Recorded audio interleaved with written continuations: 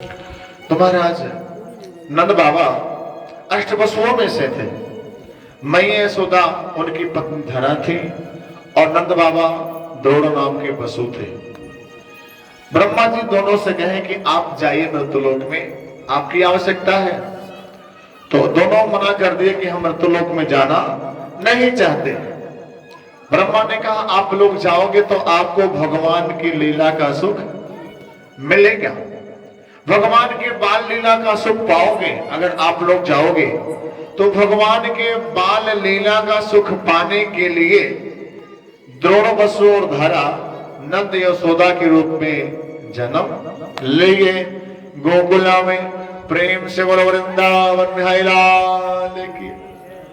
सज्जनों, वैसे नंद शब्द का अर्थ होता है यह सर्वांजनानंद यदसानंद, जो सबको आनंदित करे, सबको खुश रखे, अपने कार्य से, अपने व्यवहार से, अपने स्वभाव से जो सबको खुश रखे उसे कहते हैं नंद। और जो सबको खुश ही रखता है अपने कार्य व्यवहार स्वभाव से, आनंद उसी की यहां होता है। जो दूसरे को खुश नहीं रखेगा वो स्वयं भी खुश नहीं रहेगा। तो नंद शब्द का अर्थ है जो सबको खुश रखते थे अपने व्यवहार से, अपने कार्य से। और मैया यशोदा यशम ददाति, जो यश, यशोदा मतलब यश को प्रदान करती है, यश को देने वाली है। संजोग से राधा माता के भी माता का नाम था कीर्तिदा। राधा जी के माता का नाम था कीर्तिदा। यश और कीर्ति दोनों दो शब्द है लेकिन अर्थ एक है। तो वो कीर्ति प्रदान करने वाले, ये यश प्रदान करने वाले। यश सम्मान नाम कीर्ति उसी का होता है जिसका काम अच्छा होता है, सोच अच्छा होता है, उसी का नाम सम्मान होता है। तो यशोदा और नंद दोनों स्वयं में काफी अच्छे थे और इसलिए सबसे अच्छे भगवान उनके यहाँ अवतार ले गए।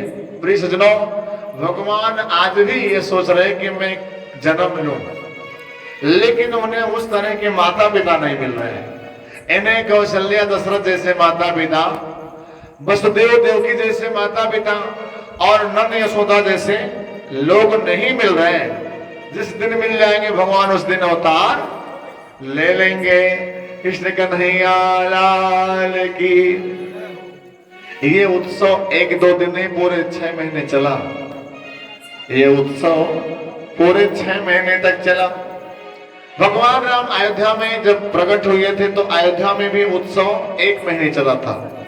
तुलसी बाबा साफ साफ लिखे हैं, कब तुक देखी पतंग भुलाना, कब तुक देखी पतंग भुलाना, कब तुक देखी पतंग भुलाना, कब तुक देखी पतंग भुलाना, के मास जात जाना, ये मास तेरी जात जाना, ये मास तेरी जात जाना।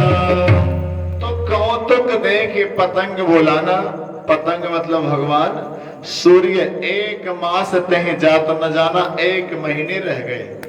तो मानो उदयाचल से जब अस्ताचल को जा रहे थे और आकाश में आए और देखे उत्सव, इतना जोरदार उत्सव था कि महाराज रास्ता भूल गए, बेसुध हो गए। ये भूल ही गए कि हमें अस्त होने को जाना है, महीने भर वहीं रुके रह गए। यही हाल वृंदावन में, मथुरा में हुआ, गोकुला में यही हाल अयोध्या में हुआ। किसी व्यक्ति ने कहा पंडित जी 6 महीने तक दिन हो, ये कैसे संभव है? भगवान का भी एक नियम है सृष्टि का, है ना, रात होगी और दिन होगी। ये कैसे संभव है कि 6 महीने रात ही ना हो, है ना, कैसे संभव है? तो किसी विद्वान ने समाधान दिया इस पर कि वो उत्सव इतना अच्छा था, उत्सव इतना अच्छा, इतना खुशनुमा माहौल था, इतनी खुशियां छा गई थी कि 6 महीने तक कब रात हुआ कब दिन हुआ पता नहीं चला। इतनी खुशी छा गई थी कि 6 महीने तक कब रात हुआ कब दिन हुआ पता है नहीं चला। मानो भगवान सूर्य की ड्यूटी पूरी होती तो चंद्रमा अपने ड्यूटी पर लग जाते, रात होने ही नहीं देते। संभव है प्रकाश ही प्रकाश रहता। सजनों, भक्तों के अपने अपने विचार हैं और भगवान की लीला में जितना भी वर्णन किया जाए वो सब कम ही पड़ता है। भगवान उससे कहीं अच्छे हैं, उतना मैं कह ही नहीं सकता, है ना। कृष्ण कन्हैया लाल की। सजनों, तो महाराज 6 महीने तक उत्सव चला।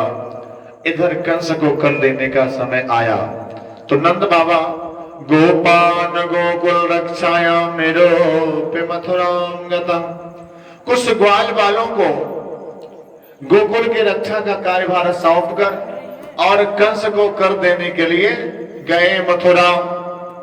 कंस को कर देने के बाद महाराज नंद बाबा सीधे गए वसुदेव से मिलने। वसुदेव उस समय तक जेल में थे। मुलाकात हुई, दोनों मित्र हैं आपस में। नंद और वसुदेव बड़े मित्र हैं। महाराज नंद बाबा कहते हैं बड़े दुख की बात है, आपके पुत्रों को कंस ने मार दिया। अहो ते देवकी पुत्रा कंसेन बहुमोहता एका वशिष्ठ वरदा कन्या साप दिवंगता। बड़ी दुख की बात है, आपके पुत्रों को कंस ने मार दिया। ओहो, एक कन्या पैदा हुई, वो भी आकाश में उड़ गई। कन्या साप दिवंगता, वो भी आकाश में उड़ गई। वसुदेव ने कहा कोई बात नहीं, आपके पास लाला है ना, तो मानो वो मेरा भी लाला है, उसके भरोसे मेरा भी जीवन बीत ही जाएगा।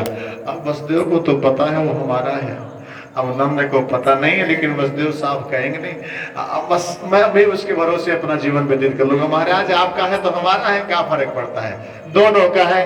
कृष्ण कन्हैया लाल की। ऐसी बात हुई।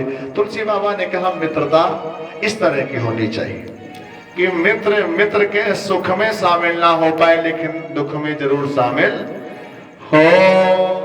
मित्र के सुख में ना शामिल हो पाए लेकिन दुख में जरूर शामिल हो। और ऐसा मित्र जो मित्र के सुख में तो शामिल होता है सुख पाने के लिए, पर दुख में छोड़ देता है, उसके चेहरे को देखना पाप है। कैसे जिन मित्र दुख हो ही दुखारी, जिन मित्र दुख हो ही दुखारी, जिन मित्र दुख हो ही दुखारी, जिन मित्र दुख हो ही दुखारी,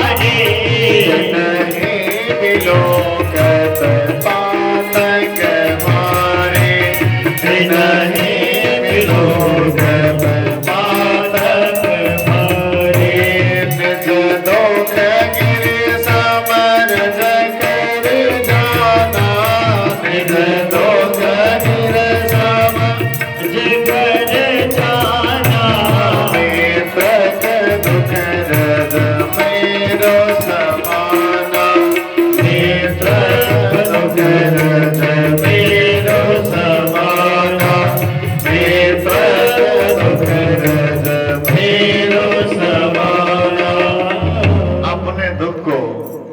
समरज करी। गिरि मतलब पर्वत, पर्वत के सामने जैसे धूल होता है, ऐसा ही अपने दुख को समझो, धूल समझो और पर्वत समझो मित्र के दुख को।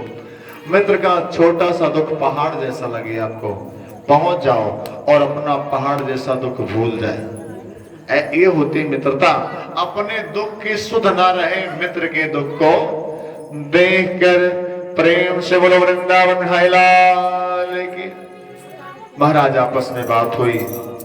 इधर वसुदेव जी चले गोकुला को, अरे नंद जी चले गोकुला को, और उधर कंस बहुत सारे सैनिकों को भेज देता है कि मेरा शत्रु प्रकट हो चुका है, पैदा हो चुका है, पर कोई परिचय नहीं, कोई पहचान नहीं है। 1 महीने के अंदर कितने बच्चे हो सारे बच्चों को मार दिया जाए, इस भावना से वो भेजा। और इधर पूतना बोली राजन आपके सैनिक जाएंगे तो बाहर जो बच्चे मिलेंगे उनको तो मारेंगे, पर जो बच्चे घर में छिपे होंगे वो कैसे ये जान पाएंगे, उनको ये नहीं मार पाएंगे। तो मैं स्त्री हूं, मुझे भेज दो, मैं चली जाऊंगी और घर के अंदर के बच्चों को जहर पिला के मार दूंगी, स्तन में जहर लगाऊंगी और अंदर इतने बच्चे होंगे उनको जहर पिला के मार दूंगी। प्रेम से बोलो वृंदावन भाई लाल की। कंस ने कहा तो दत्त खोपड़ी कहीं की काली काली औरत, तुझे घर के अंदर कौन घुसने देगा, तुझे घर के अंदर कौन घुसने देगा। तो पूतना ने कहा ऊपर से बढ़िया घूंघट लगा लोगे तो अंदर चाहे काली हो, चाहे पीली हो, चाहे नीली हो, दत्त खोपड़ी हो, क्या फर्क पड़ता है, ऊपर से घूंघट लग जाएगा। सजनों, पूतना अपना सुंदर स्वरूप बना के ये भी चली और गोकुला में पहुंची। कृष्ण कन्हैया लाल की। घूंघट की बात में हम बताएं, कुछ विद्वान संतों का मानना है कि ये घूंघट का प्रचलन भारतीय परंपरा नहीं है, ये घूंघट भारतीय परंपरा नहीं है। यहां पर ससुर तो अपने बहू को बेटी मानते हैं, बेटी की तरह से भाव देते हैं बहू को, तो पर्दा ना करे। क्या मतलब पर्दा करने का, जब बेटी बाप जैसा भाव है, इतना कोमल भाव है हमारे, इतना मधुर रिश्ता है हमारे यहाँ का, तो बहू ससुर के सामने घूंघट करे कोई बंधन नहीं है ना, कोई बंधन नहीं है। किसी शास्त्र में कहीं लेख भी नहीं है इस तरह का। हाँ, ये लेख है कि संकोच होना चाहिए, निगाहों में नम्रता होनी चाहिए, संकोच होनी चाहिए, घूंघट की बात नहीं है, लज्जा होनी चाहिए, शर्म होनी चाहिए, घूंघट की बात नहीं है। प्रेम से बोलो वृंदावन भाई लाल की।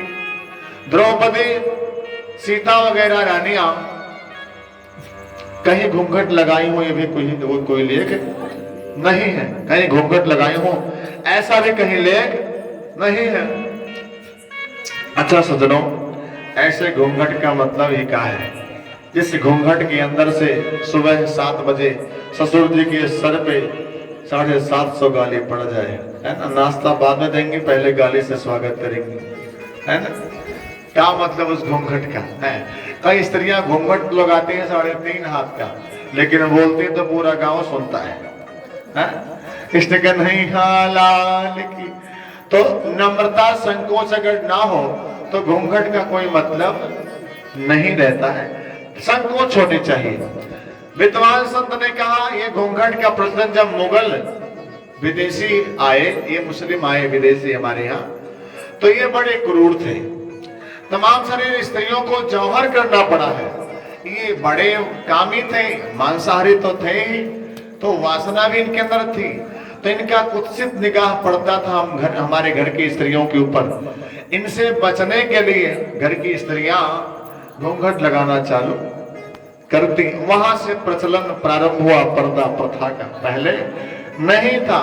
सज्जनों, कृष्ण कन्हैया लाल की। तो पूतना सुंदर स्वरूप बना के आई और गोकुला पहुंची। देखी यहाँ पर हजारों की भीड़ मैया यशोदा के भवन में अपने रूप को इतना अच्छा बनाई कि देखने में ऐसा लगा जैसे साक्षात लक्ष्मी अपने पति नारायण से मिलने आ रही हो। भवन में पधारी मैया यशोदा पहचान नहीं सकी। अरे देवी, कहां से आए हो, अपना परिचय थोड़ा बताओ, कहां से आई हो। तो पूतना तो सब पकाएगी, महाराज परिचय बताओगे तब तो फंस जाऊंगी, है ना। तो कुछ बहाना वाना कर दिया, अरे देवी यहाँ मिले, वहां मिले, ढोली बजरिया मिले, कहीं मिले, जो भी हो। मैया यशोदा ने कहा ठीक है बहन, कोई बात नहीं, लाला सबका है और सबके आशीर्वाद से ही लाला मिला है। प्रेम से खिलो और खिलाओ, मैं कुछ काम करने को जा रही हूँ। ऐसा कहकर मैया यशोदा कुछ काम करने गई। इधर पूतना भगवान कृष्ण को अपने गोदी में उठाए लेते हैं। पूतना भगवान कृष्ण को अपने गोदी में उठाती है तो भगवान कृष्ण इसको देखकर अपने आंख को बंद कर लेते हैं। भगवान कृष्ण इसको देखकर अपने आंख को बंद किए, तरह तरह का आशय प्रकट किए हैं विद्वान इस पर। भगवान कृष्ण क्यों आंख बंद किए पूतना को देखकर। सज्जनों, एक विद्वान ने कहा भगवान सोचे कि जब रामावतार में आए तो वहां पहले हमें तारका को मारना पड़ा और कृष्णावतार में पहले हमें पूतना को मारना पड़ेगा। आखिर ये कैसा संयोग है? वहां भी पहले स्त्री से शुरुआत करना पड़ा, यहां भी पहले स्त्री से शुरुआत करना पड़ा। ये सोचकर भगवान आंख बंद कर लिए। किसी विद्वान ने कहा, भगवान सोचे कि मेरे आंखों में प्रबल आकर्षण है, जिसकी आंखें मेरी आंखों से एक बार मिल जाती है वो सदा सदा के लिए हमारा हो जाता है, हमारी हो जाती है। तो ऐसे में अगर कहीं मैंने आंख खोल के इसको देख लिया तो ये हमें मारने का भाव छोड़ देगी और अच्छा नहीं होगा, इसकी मृत्यु होनी चाहिए और हमसे प्रेम कर जाएगी तो मैं इसे मार नहीं पाऊंगा। इसलिए भगवान आंख बंद कर लिए।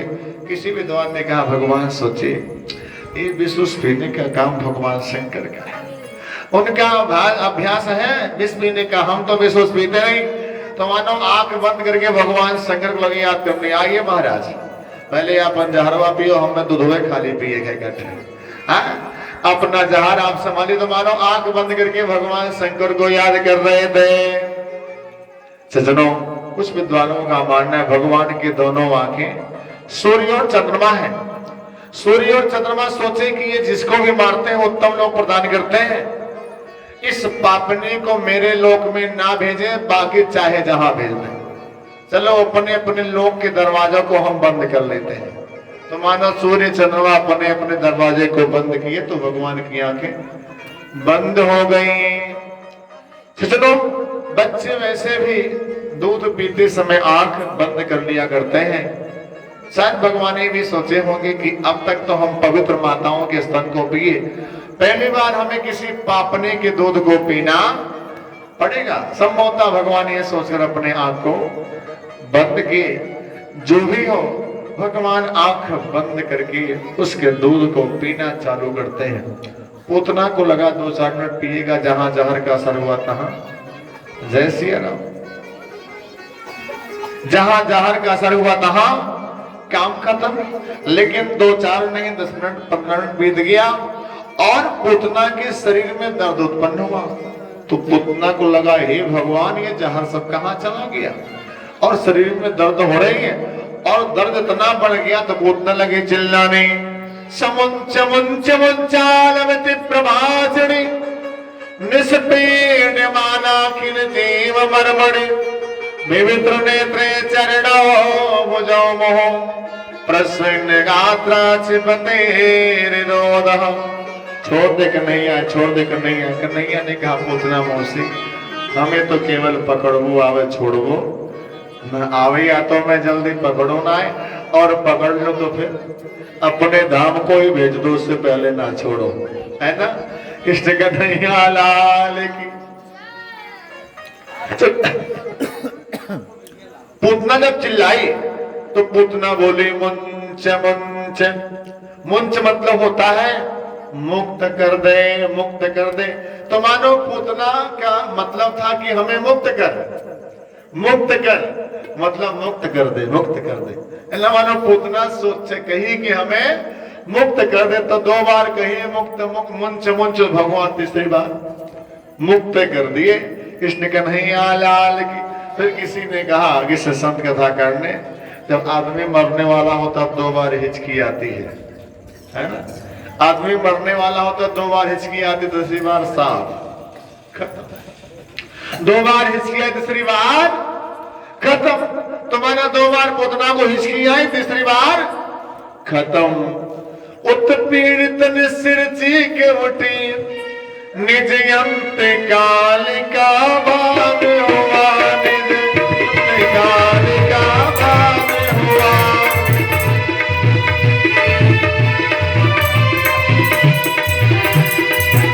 निज अंत काल का भाग हुआ, उसके शरीर का रक्त सार, उसके शरीर रक्त सार सब प्राण सहित कर मान लिया, उसके शरीर का प्राण सहित कर मान लिया।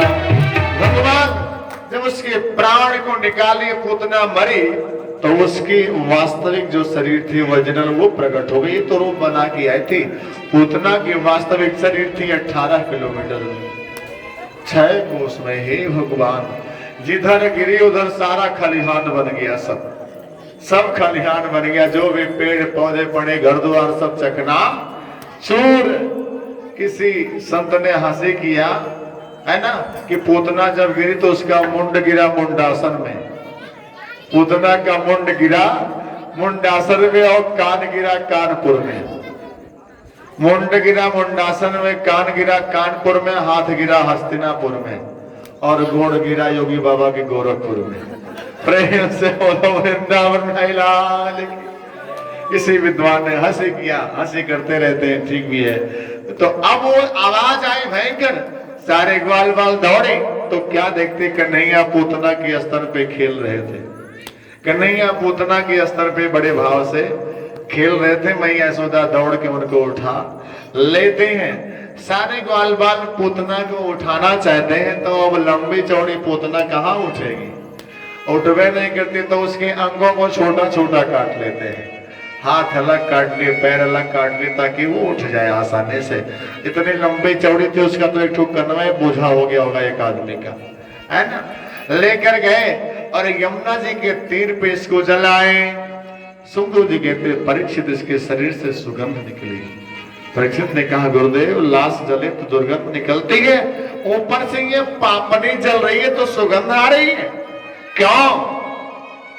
महाराज सुखदेव ने कहा भगवान ने जिसके शरीर का स्पर्श कर दिया और स्पर्श ही नहीं स्तन को पिया, मानो भगवान उसके पाप को पी गए। सारी अशुद्धि को भगवान पी लिए, खींच लिए। पूतना के शरीर शुद्ध हो गई, इसलिए जली तो सुगंध निकली। प्रेम से बोलो वृंदावन लाल की। मैया यशोदा अपने कन्हैया को खूब साफ करती हैं, गाय के गोबर से नहलाती हैं, है ना, गाय के मूत्र से नहलाती हैं। पुराने जमाने का यही सब साबुन था, तब कहाँ ये सब साबुन आता ना। तो पहले तो लोग रहिए से अपन दही भर धोई डाला, कपड़ा सफाई डाला, है ना। इसने कन्हैया लाल की। अब तो दुनिया भर का टिटिम्मा है भगवान सचनो। तो अब ऐसे भगवान जिसको अच्छा नहीं बनाए, कितना साबुन लगाए कितना साफ होगा आखिर, है ना। भगवान ने सफाई की, जिसको भेजे तो वह तो वैसे साफ रहेगा। कृष्ण कन्हैया लाल की।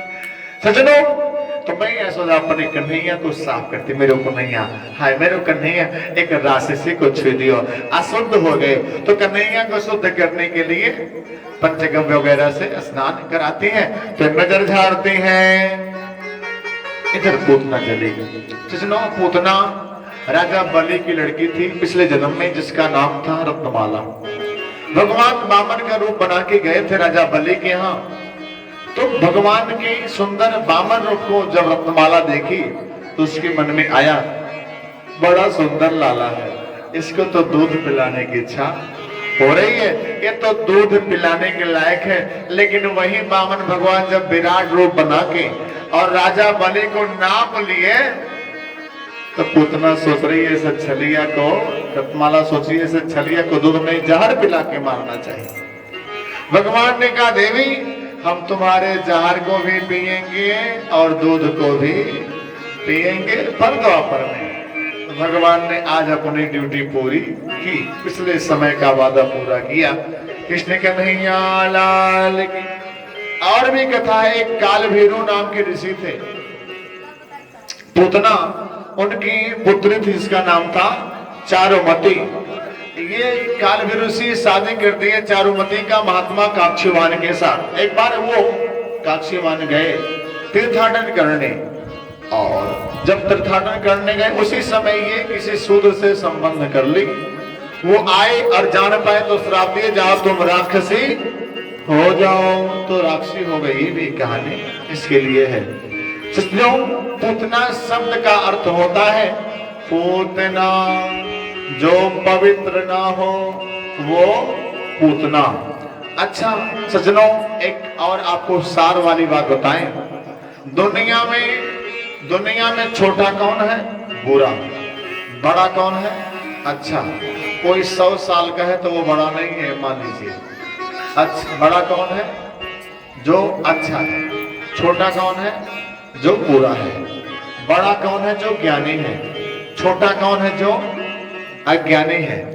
सज्जनों, नहीं, और जो पवित्र है अपवित्र है, पवित्र बड़ा है अपवित्र छोटा है। और अपवित्र की बात की जाए तो अज्ञानता अपवित्र है और ज्ञान पवित्र है, बुराइयां अपवित्र है और अच्छाइयां पवित्र है।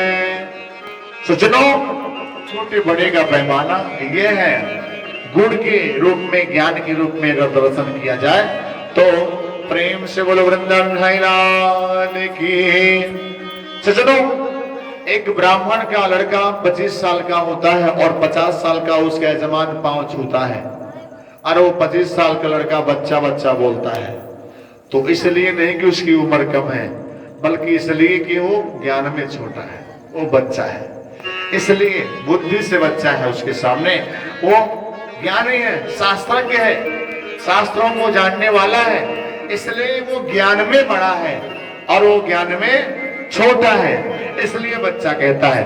एक श्लोक है, धन वृद्धा बल वृद्धा आयो वृद्धास्तथैव च ते सर्वे ज्ञान वृद्धा किंकिरा शेष किंकिरा। धन का बड़ा बड़ा नहीं होता है, बल का बड़ा बड़ा नहीं होता है, आयु का बड़ा बड़ा नहीं होता है, ज्ञान का बड़ा बड़ा होता है। सज्जनों, इस लोग कहता है ज्ञान का बड़ा बड़ा होता है। बुराइयां छोटा होता है, बुरा छोटा होता है, ज्ञानी छोटा होता है, अपवित्र छोटा होता है, पवित्र बड़ा होता है, अच्छा बड़ा होता है और ज्ञानी बड़ा होता है। कृष्ण कन्हैया लाल की। सज्जनों, पूतना बहुत निकृष्ट है, अपवित्र है। बुराइयां, भगवान जब शिशुअवस्था में थे, बच्चा थे, है ना, भगवान अष्टमी तिथि को प्रकट हुए और रात में पहुंचे गोकुला में। चतुर्दशी तिथि को पूतना गोकुला में आई है। पूतना अज्ञान है, पूतना अपवित्र है, पूतना बुराइयां है। व्यक्ति के अंदर अज्ञानता बचपनावस्था में प्रवेश करता है। हमारी बात को ध्यान दीजिएगा, कुछ हम सार वाली बात बताना चाहते हैं। व्यक्ति के अंदर बुराइयां कब प्रवेश करती है? जब वो छोटा होता है ना, छोटा होता है। व्यक्ति के अंदर अज्ञानता कब होती? जब वो छोटा होता है। सज्जनों, व्यक्ति अपवित्र होता है जब छोटा होता है, अपवित्रता उसके अंदर प्रवेश करती है। सज्जनों, भगवान शैशवावस्था में थे, छोटे थे, तब पूतना आई। इसका मतलब है कि छोटी अवस्था में सारी बुराइयां व्यक्ति के अंदर प्रवेश करती हैं। सज्जनों, दूसरी बात हम बताएं कि पूतना चतुर्दशी तिथि को आई। पूतना चतुर्दशी तिथि को आई। चतुर्दशी तिथि को क्यों आई और पहले आ सकती थी? मतलब अष्टमी को प्रकट हुई तो 8, 6, 14, 6-7 दिन के बाद आई। चतुर्दशी तिथि को आई। चतुर्दशी तिथि को क्यों आई? बुराइयां जो है 14 जगहों से प्रवेश करती हैं। बुराइयां 14 जगहों से प्रवेश करती हैं। हमने एक दिन कथा में कहा था, ये 11 इंद्रियां, 11 इंद्रियां, आंख, कान, नाक, हाथ, पैर, इन इंद्रियों के माध्यम से बुराइयां प्रवेश करती हैं। मन, बुद्धि, अहंकार, मन के माध्यम से, बुद्धि के माध्यम से, अहंकार के माध्यम से बुराइयां प्रवेश करती हैं। 11 इंद्रियां, मन, बुद्धि, अहंकार, तो ये 14 जगहों से बुराइयां व्यक्ति के अंदर प्रवेश करती है। इसलिए पूतना चतुर्दशी तिथि को आई। कृष्ण कन्हैया लाल की। कृष्ण कन्हैया लाल की। तो पूतना जो अपवित्र थी, नहीं, ज्ञान सब पवित्रम अत्र कोपि विद्यते। ज्ञान के समान कोई पवित्र नहीं है और अज्ञान के समान कोई अपवित्र नहीं है।